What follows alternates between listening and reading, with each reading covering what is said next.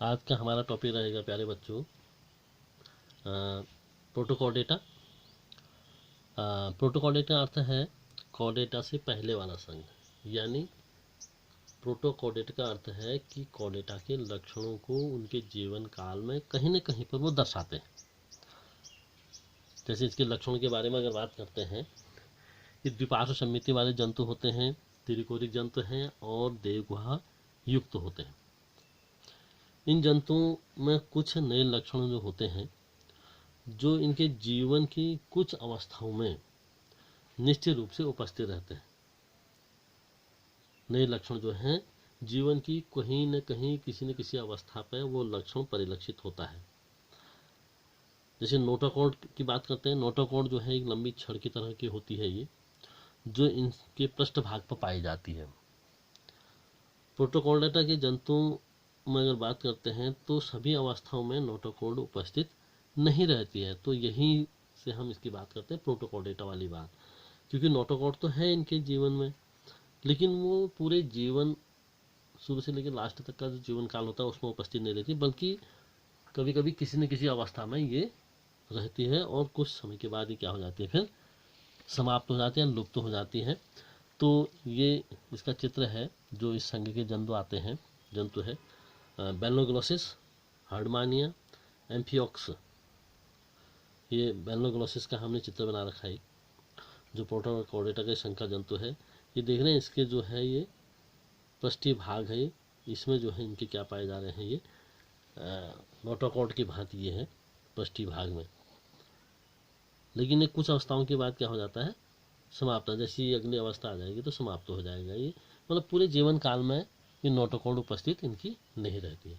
अब उसके बाद जो संघ हमारा आता है वो आता है कशेरुकी जंतु वाला, यानी वर्टिब्रेटा के जंतु वाला आता है। तो वर्टिब्रेटा के जंतु की बात अगर हम करते हैं, इनके सामान्य लक्षणों में इन जंतुओं में वास्तविक मेरुदंड इनमें होता है, अंतः कंकाल में पाया जाता है। ये इनके मुख्य लक्षण। पेशियों का वितरण अलग अलग तरह का होता है। पेशियां कंकाल से जुड़ी रहती हैं जो इनके चलने में मदद करती हैं इनको। शरीर जो है द्विपार्श्व सममिति वाला होता है, त्रिकोरिक होता है, देवगुहा युक्त जंतु होते हैं। इन जंतुओं में ऊतक और अंगों का जटिल विभेदन होता है, यानी अलग अलग अंगों अलग अलग कार्यों के लिए विकसित इनमें होते हैं। इस वर्टिब्रेटा संघ को या कशेरुकी जंतुओं को 6 वर्गों में विभाजित किया गया है।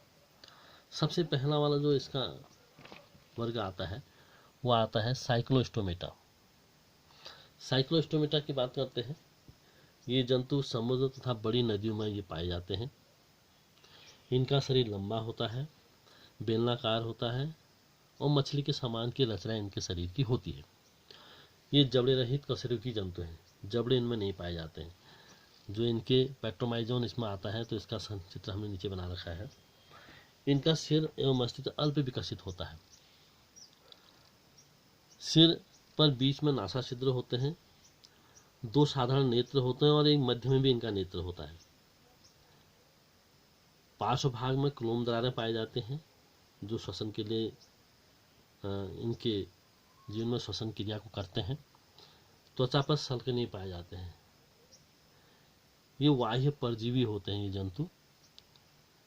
कशेरुकी जंतु के शरीर में ये संबद्ध हो जाते हैं या उनके शरीर में ये टिके रहते हैं।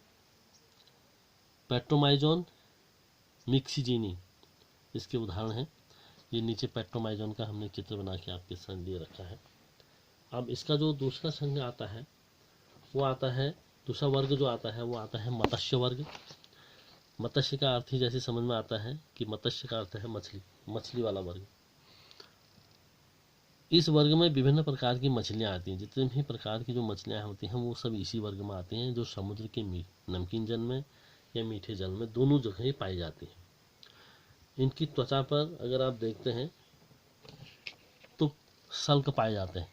ये देख रहे हैं सल्क, ये पूरे शरीर में जो है सल्क से शरीर जो है ढका हुआ रहता है। इनका शरीर नौकाकार होता है। देखिए आगे भी नुकीला है, पीछे भी नुकीला है, बीच में मोटा। तो ऐसे शरीर को कहा जाता है नौकाकार शरीर, या इस दूसरी भाषा में हम इसको कहते हैं धारा रहित शरीर। इनकी जो पूंछ होती है, पीछे जो पूंछ होती है, ये इनके तैरने में, मांसल पूंछ इनके तैरने में इनको मदद करती है।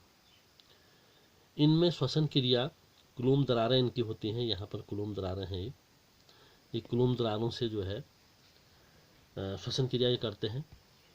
सबसे मुख्य बात यह है कि असमतापी जंतु होते हैं, इनका शरीर का ताप जो है घटता बढ़ता रहता है, यानी वातावरण के ताप के अनुसार ये अपने शरीर के ताप को भी नियंत्रित कर लेते हैं या उसके अनुकूलित कर लेते हैं। ये जल में विलीन ऑक्सीजन का उपयोग श्वसन के लिए करते हैं। जल में जो घुली हुई ऑक्सीजन है, उसी ऑक्सीजन से ये अपने श्वसन क्रिया करते हैं। इनका हृदय द्विकक्षीय होता है, ये अंडे देने वाले जंतु होते हैं। कुछ मछलियों में कंकाल केवल उपास्तिका बना होता है, यानी जो कार्टिलेज बोन होती है, लचीली हड्डी, उसका बना होता है। रोहू, शार्क, तारपीडो, लिबो, रोहिता जो है इस संघ के जंतुओं के उदाहरण हैं। यहाँ पर हमने रोहू मछली का चित्र बना रखा है। आज का जो वीडियो है हमारा यहीं पर समाप्त होता है। अगले वीडियो में फिर अगले